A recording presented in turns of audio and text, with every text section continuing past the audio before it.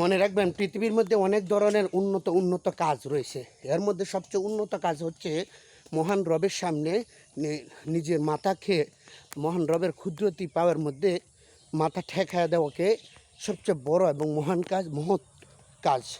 পৃথিবীর মধ্যে সবচেয়ে আনন্দের সময় এবং সবচেয়ে সুখীময় সময় হচ্ছে যে রবের সামনে মাথা ঝুঁকিয়ে মাথা ঠেকিয়ে রবকে রব বলে স্বীকার করা এবং সকাল সন্ধ্যা রবের তসবিহ পাঠ করা। এটাই হচ্ছে রবকে খুশি করার অন্যতম একটা মাধ্যম। তবে আমরা দুনিয়ার মধ্যে যেভাবে চলাফেরা করি, যে রবকে রব মানি ঠিকই, কিন্তু রবের সামনে মাথা ঝুঁকাই না, রবকে সেজদা করি না।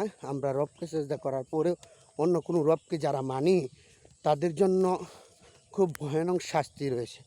আল্লাহ তাআলা বলেন, ইন্নাল্লাহা লা ইয়াগফিরু আন ইউশরাকা বিহি ওয়া ইয়াগফিরু মা দুনা যালিকা লিমান ইয়াশা।